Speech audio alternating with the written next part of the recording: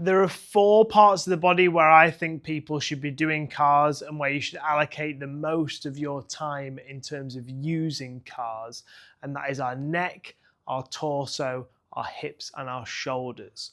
CARs stands for controlled articular rotations.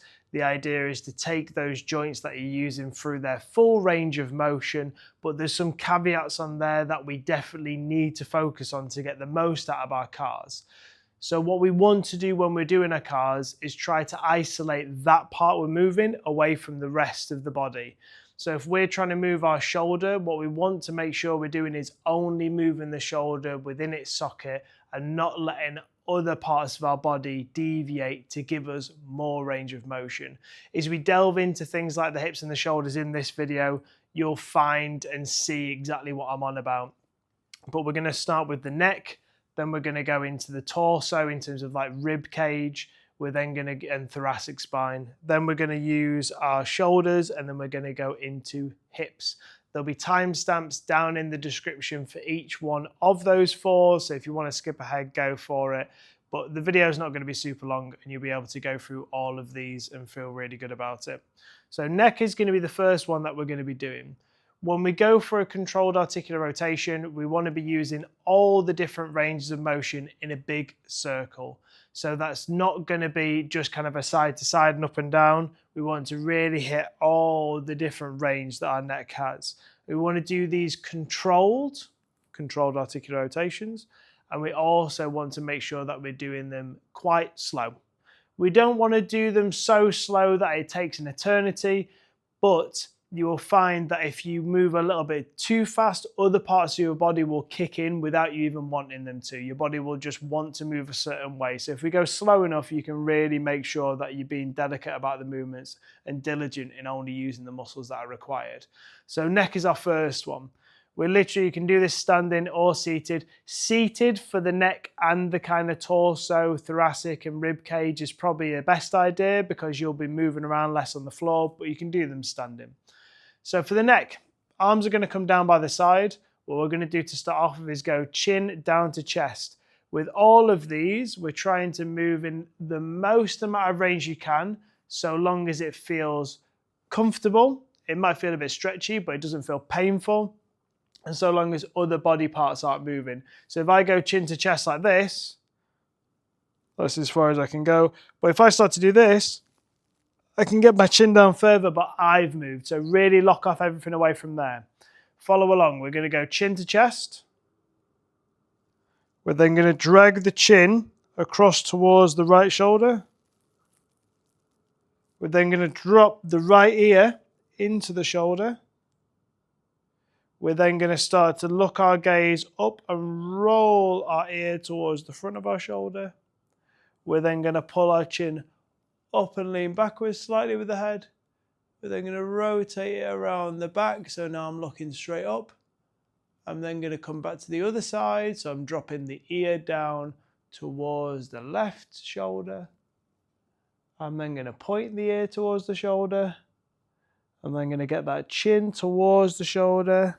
And then going to pull the chin back towards the front. We then go back the other way. So the whole thing goes, and we'll go the opposite way around for this one. Chin to chest, and then we go chin to shoulder, ear to shoulder, eyes to the roof. Back of the neck or your nape is going to be closing, so we're going chin to sky. We're then going to the other side, looking up but dropping that right ear down. We're then going to go right ear to shoulder. We're going to go chin to shoulder and then chin to front.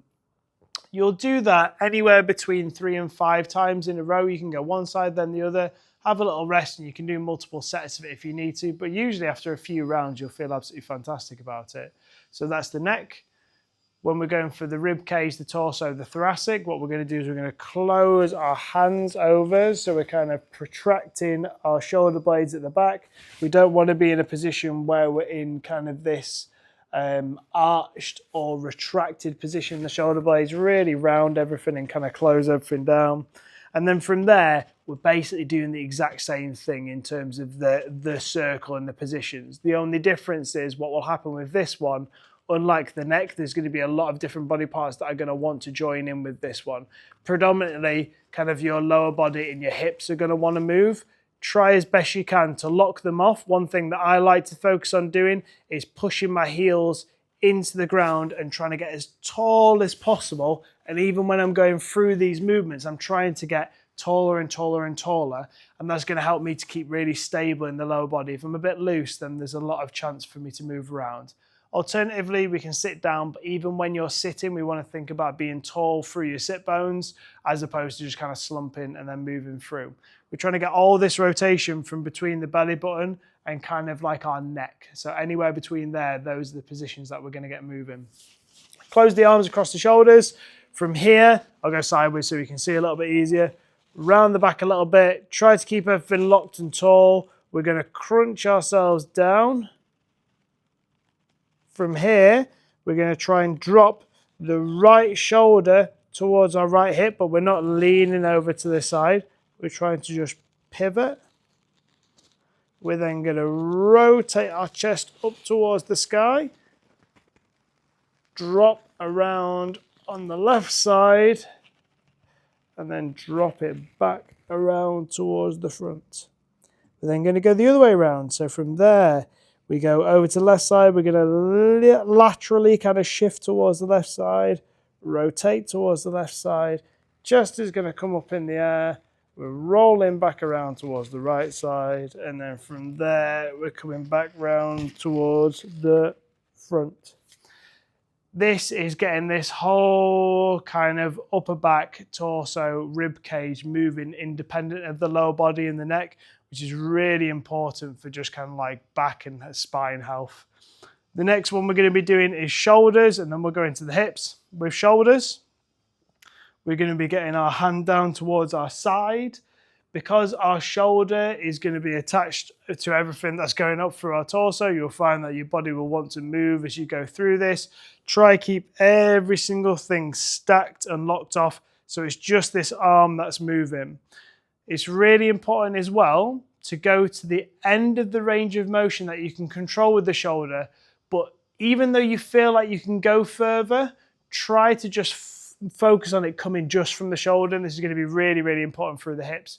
Because what's going to happen is you'll get to a certain range and your body will automatically go, oh, I can get that higher if I do this. You've got to really focus on just locking it off, and it'll feel like you can't go as far, but you're actually getting the most range of motion out of the joint capsule that you're trying to use, rather than just in general, how far can you go. So from here, palms coming down towards the side, thumb is going to be pointed forward. So palm down, thumb forwards. From here, I like to hold across my stomach so I can keep my core nice and engaged and keep nice and tall. I'm going to go thumb up until I can't lift my hand any higher. So I've done this big circle, and I'm getting to the point now where I can't go further backwards. So what I'm going to do from here is turn my palm out. Now that I've turned my palm out, I will have more access to going backwards. But what will start to happen is I can't keep this arm in the air straight up without leaning. So as I go backwards, this arm is probably going to start to droop and drop down. I'm going to keep coming round the back. Naturally, this palm is turning. So now my thumb is going to be pointing down. I keep it going around until the point where I get to this place at the back now where I am thumb down, but I'm kind of back in a center line with the body. From there, then I can bring that thumb forwards and I'm back into that starting position. The aim then is to go the other way. So instead of going thumbs up, we're going thumbs down towards the floor. You'll get to a bit where you're like, well, I can't go any further without leaning. At that point, we start to turn the palm out. So our thumb starts to come up towards the sky. We try to drive up and over. And again, we'll get to the point where we're thumbs up in towards the sky, arm is coming up towards the top of my head, and then I can bring it down forwards and in front. We don't want to go through this fast, because what happens is if you go through this fast, your whole body is going to start to move.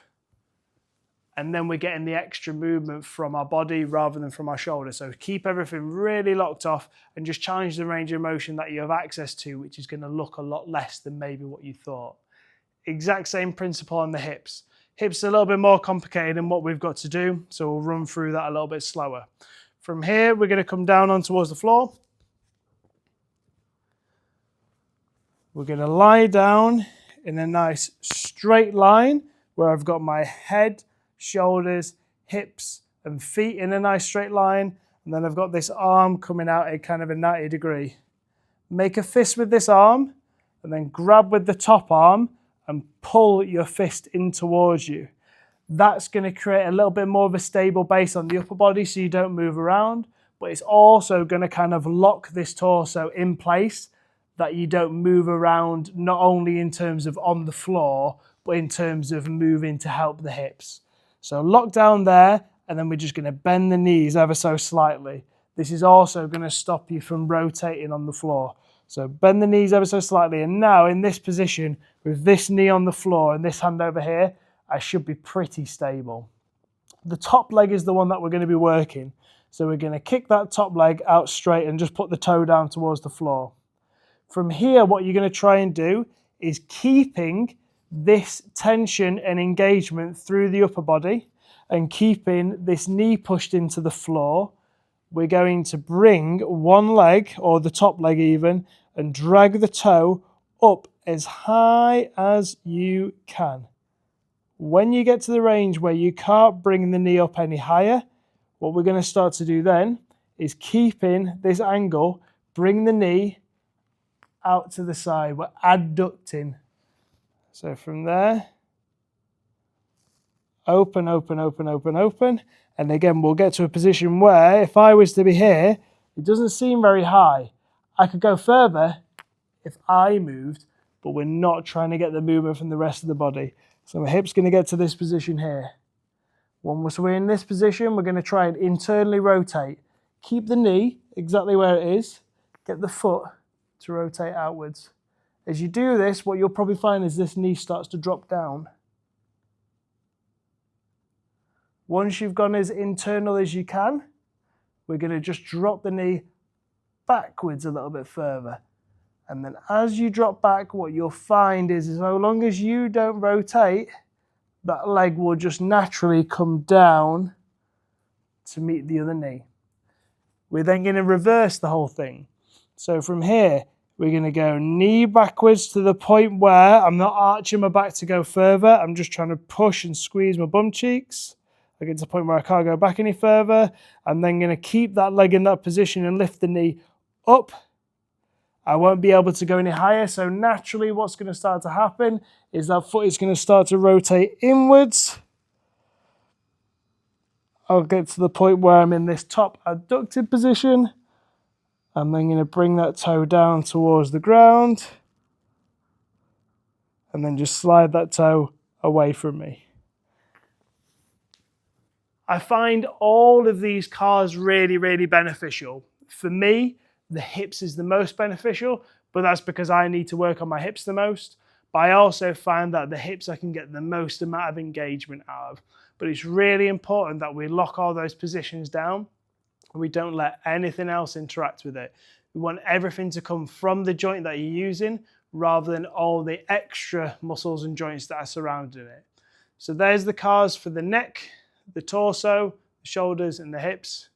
Give them a whirl. And if you want any extra cars or any other positions like knees, elbows, anything like that, drop me a comment or give me a message on Instagram and I'll make a video for you.